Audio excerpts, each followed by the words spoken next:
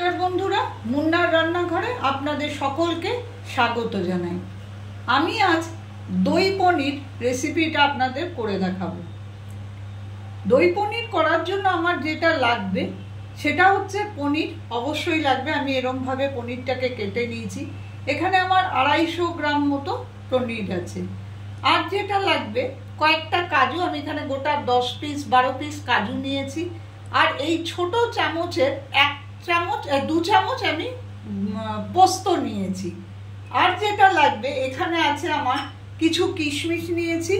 আর ওই ছোট চামচেরই 1.5 চামচ থেকে 2 চামচ মতো আমি চারমগজ নিয়েছি।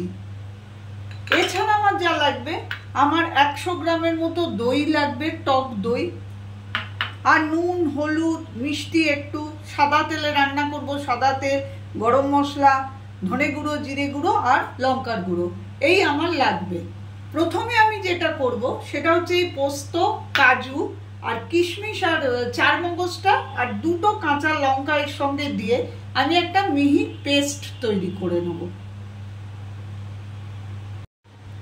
দেখুন বন্ধুরা, আমি এই পেস্টটা বানিয়ে নিলাম। কাজু, কিশমিশ, চারমগজ, 2টো কাঁচা লঙ্কা আর 2 চামচ পোস্ত, সেইটার আমি একটা পেস্ট সুন্দর করে বানিয়ে নিলাম।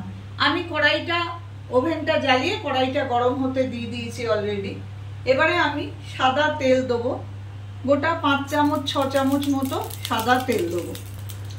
তেলটা ভালো করে গরম হয়ে গেলে আমি পনিরগুলো প্রথমে হালকা করে ভেজে তুলে নেব।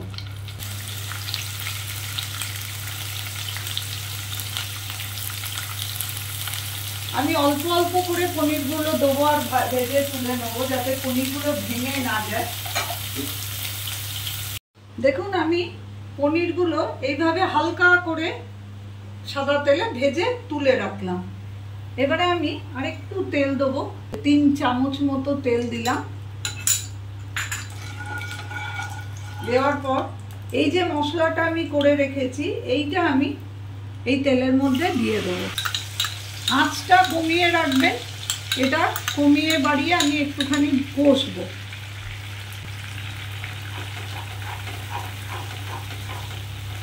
এবারে আমি যেটা করব সেটা, এই যে দইটা আমি নিয়েছি, দইটার মধ্যে আমি যে সব গুঁড়ো মশলাগুলো আছে আমি অল্প অল্প করে দিয়ে দইটাকে একসঙ্গে ফাটিয়ে নেবো। এরকম ছোট্ট চামচের 1.5 চামচ ধনে গুঁড়ো, জিরে গুঁড়ো একই মাপে দেবো।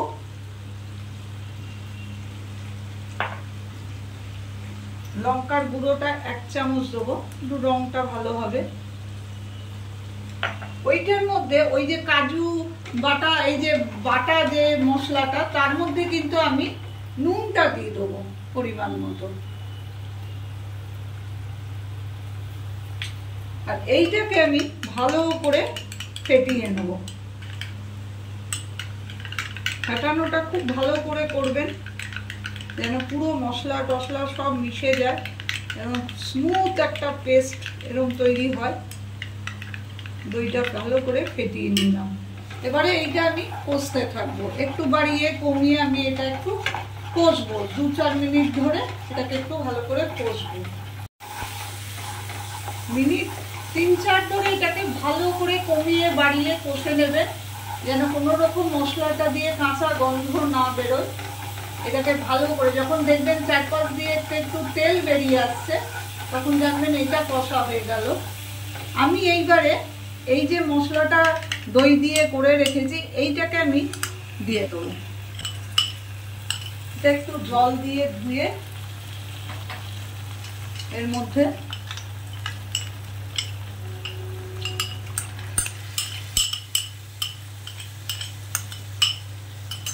এবারে আমি বাড়িয়ে বাড়িয়ে আবার এই সমস্ত মশলাটা কষতে থাকবো। মিশিয়ে নিলাম ভালো করে। এবারে আমি এর মধ্যে একটু মিষ্টি দেবো।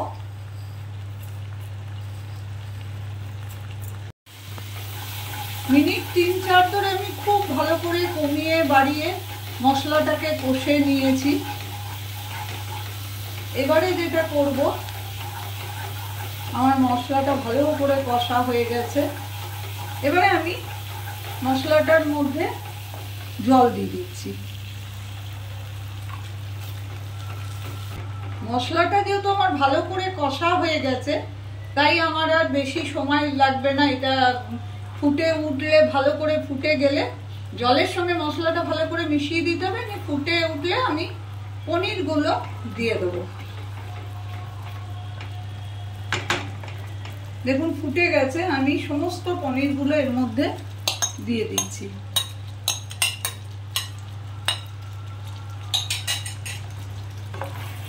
দিয়ে আমি আরেকটু জল দিয়ে 2 মিনিট 3 মিনিট এটা ঢাকা দিয়ে একটু হতে দেবো।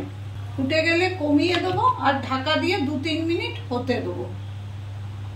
ঠিক 3-4 মিনিট পর আমি ঢাকাটা খুলবো। আঁচটা আমি বাড়িয়ে দিয়েছি।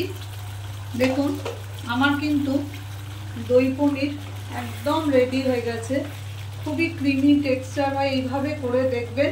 এটা একটা নিরামিষ পদ, খুব ভালো খেতে হয়। এবারে আমার খালি বাকি আছে এই গরম মশলা গুঁড়ো, এইটা আমি চারিদিক থেকে ছড়িয়ে দেবো।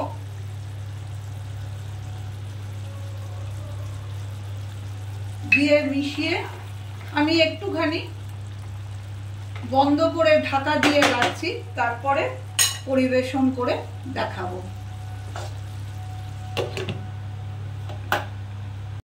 দেখুন তৈরি হয়ে গেল আমার নিরামিষ দই পনির। এটা নান, পরোটা, রুটির সঙ্গে যেমন ভালো লাগে, তেমনি ফ্রাইড রাইসের সঙ্গেও খেতে খুব ভালো লাগে। যদি আমার রেসিপিটা ভালো লেগে থাকে তো প্লিজ আমার চ্যানেলটা সাবস্ক্রাইব করে রাখবেন, লাইক শেয়ার করবেন এবং কমেন্ট করবেন। আমি হাজিরা হব আবার অন্য কোনো দিন অন্য কোনো নতুন ধরনের রেসিপি নিয়ে।